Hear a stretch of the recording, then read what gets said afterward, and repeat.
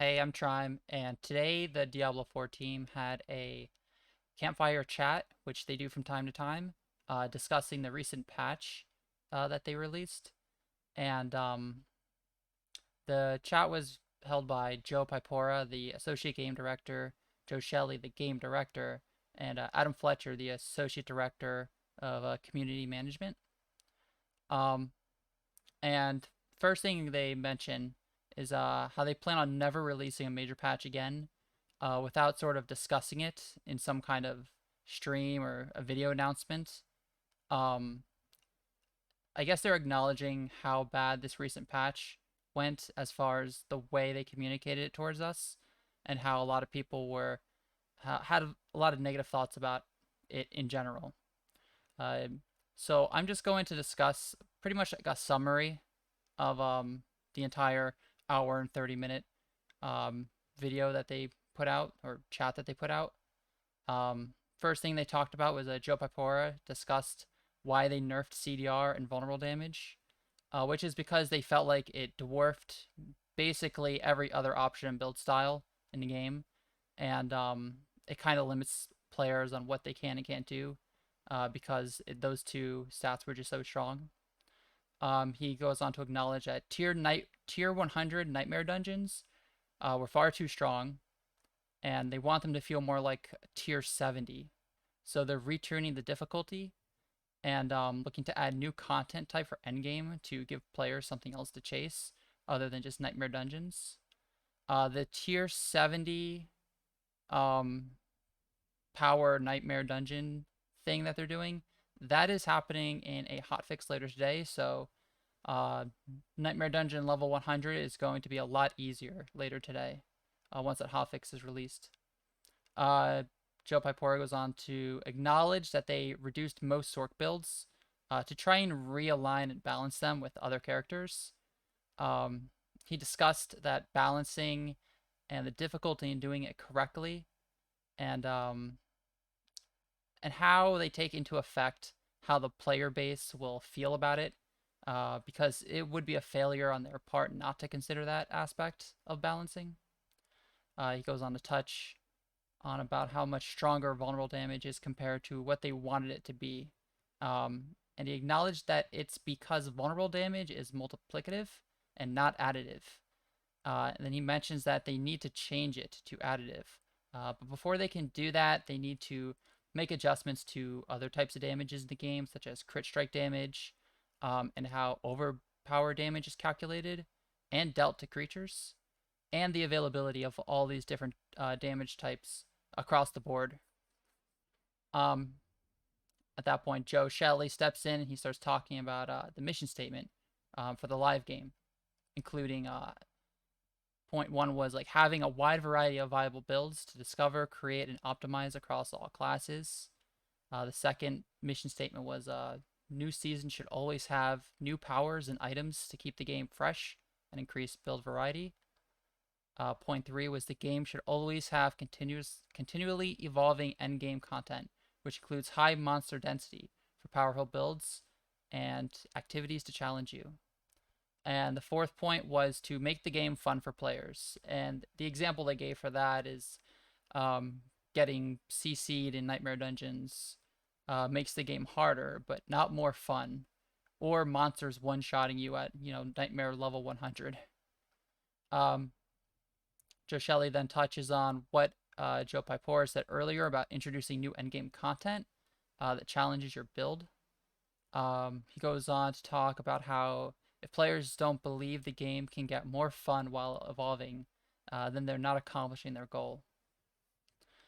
The team then goes on to discuss how when creating changes to increase build diversity, they need to pair those changes with compelling alternatives so that when they take something away, you're still left with another alternative. This is so that players don't feel like they've lost something without gaining something else, which is, I believe, pretty much the whole point of this whole video is basically because they must have felt like they've taken away a lot of stuff in the most recent patch and they didn't really give a whole lot back. Um, Joe Shelley then talks about how much, or or how when the meta changes are made, they'll be done at a predictable time, like the start of a season. Except for situations where something is like game breaking, like a bug, where the damage will be so catastrophic that they have to react quickly to it. They want people to find builds that, do kind of like crazy damage and break the game in a way, in a sense, but don't want them to feel like punished when they do that. They then go on to talk about new changes for the next patch that they will be talking about in much more detail next Friday. Some of these changes are improving underutilized aspects for Sorks and Barbs. They were very specific about Sorks and Barbs getting, better aspects, um, or at least increasing the underused ones. They're increasing density in Nightmare and Helltides. So that's going to be a pretty big change. And I believe that is happening in the hotfix later today as well. Um, they discuss how gems are being converted to a material that'll be coming in season 2. But to hold us over until then, they're giving us one extra stash tab. So hopefully in the next patch, we're going to get one extra stash tab to hold all of our caged hearts and stuff like that. Are talking about reducing the cost, the aspect, reducing the respect cost of skills by 40%. To enable more player builds. So if you have like a fire sork and a blizzard sork, and you want to switch from one to the other, it's going to cost 40% less to do that. They were adjusting the XP gain from level 50 onward to make leveling faster. They felt that it was taking a lot longer for people to level than they expected, and they acknowledge that people are hitting walls earlier in their journey to 100. In most people's journey, they don't even get to 100. They hit walls at like 60 or 75, and they're just like, I'm done. They also mentioned that they noticed people playing content 3 levels higher than their level to gain the 25% experience gain. So that was one of the reasons why they changed the XP level cap from 25% for fighting content 3 levels higher, and they changed it to 15% for 10 levels higher. And they felt like that was a good balance, coupled with the fact that they're increasing the density, which was something they didn't tell us in the patch notes. So a lot of us looked at that and were like, wait a second, we're losing 10% experience and we have to fight things 7 levels higher? That's kind of ridiculous. But, with the density being increased, that's probably better. Some questions and answers that they went over were, when are leaderboards? And they didn't really kind of answer some of these questions. For instance, this one, they're actively in development for season 3. So that's kind of a way away. Uber uniques are impossible to find. What's the point? They'll probably increase the drop rate in the future. When are loadouts coming? They kind of dodged this one by just saying the UI team's excited about it, but there's no timeline. When is patch 1.1.1? So next Friday they're having another one of these campfire chats to discuss the patch. So probably next weekend or maybe in 2 weeks from now.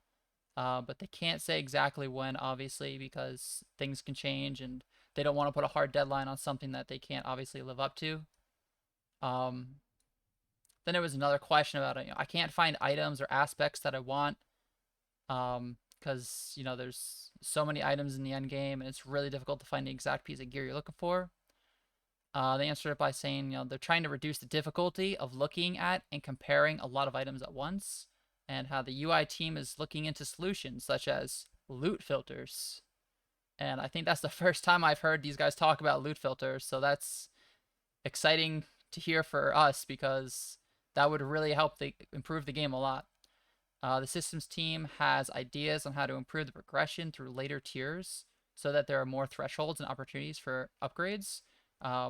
What they mean by that is like how once you get into Nightmare Dungeon, all the gear becomes sacred and it all kind of falls into this one one set of rolls that you can get. You can get like sacred rolls, and then once you get into nightmare, or once you get into tier 4, ancestral gear starts dropping, and then you can get like ancestral gear, and that roll is like 725 item power upwards. So there's really no threshold between item level 725 and level 820. It's just all like the same rolls. Another question that was asked was any matchmaking system coming, and it's being evaluated and being looked at, but no time frame. So they're kind of dodged that question. Um, any changes with armor? It's impossible to survive. Well, seeing as how they just nerfed armor significantly, it was really interesting to hear what they would have to say about this. Um, there will be some changes that they will talk about next week in more detail, particularly with Sorks. Um, they also recognize that some monsters are killing players way higher than they should, such as like after death effects, charging monsters, and like the corpse bow monsters and cold monsters. Basically, there's a lot of things that are really taking players out, and they're trying to address that as well. One of the questions was asked, can we upgrade codex for higher values? So the codex of powers, can we get them at a higher value by, I don't know, doing something to increase that? And they acknowledge that people are hoarding aspects in their stash tabs, which is another reason why they're giving us an extra stash tab. And they're discussing how to make improvements. Another question was, why did you increase the cast time on dungeons? We continue to evaluate that change, but they did add a reset dungeon, so that's great. However, I've been trying to use that reset dungeon button all day, and it just doesn't work. Even when you're playing in a solo, it just keeps telling you that there's somebody in your party still in the dungeon, you can't reset it. So it's a little bit bugged right now.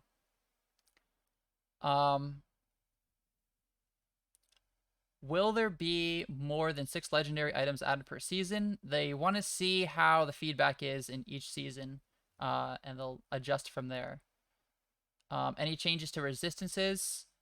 They acknowledge that the changes to resistances are part of a major rework that they are planning on for season 2. So it's going to be a while away before resistances get reworked. Unfortunately for Sorks, that's like their main way of scaling defenses because they're intelligence based. Intelligence gives resistance, and a lot of their skills in the Paragon add resistances, so they're kind of in trouble until season 2 at least. One of the questions was, can campaign bosses be added to more parts of the game for us to engage with? They're looking for more ways to include them. And Joe Shelley is a big fan of bringing act bosses into the game more. They're adding more ways to modify gear. Or are they adding more ways to modify gear? And yeah, they want to add more ways and opportunities for players to do more with items in the future. They didn't discuss how they were going to do that, though. Will there be better loot tables for goblins or different types of goblins?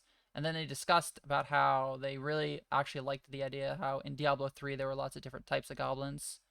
They think there's lots of room for more goblin types in the future, and they are buffing legendary drop rates for goblins. In closing, they reiterated the fact that they will never release a patch like this again, where they just nerf power and fun drastically without offering some kind of alternative for players to help give more options. And they're also putting it on themselves to do a better job at communicating to the community what's going on in major patches. And they're going to do that by like streaming and having live chats, like live campfire chats like the one they had today, about the changes. And they're going to do that for the foreseeable future. Again, just like to reiterate, next Friday there's another Diablo chat discussing in greater detail patch 1.1.1. So that's just a little summary of what they talked about in the campfire chat today. A lot of it sounds really good. It sounds very optimistic. Some of the things that I personally liked hearing about were they mentioned loot filters. They're giving us a little more extra stash. They mentioned mob density, how they're going to add a lot of more mob density to dungeons. So a lot of good things all around.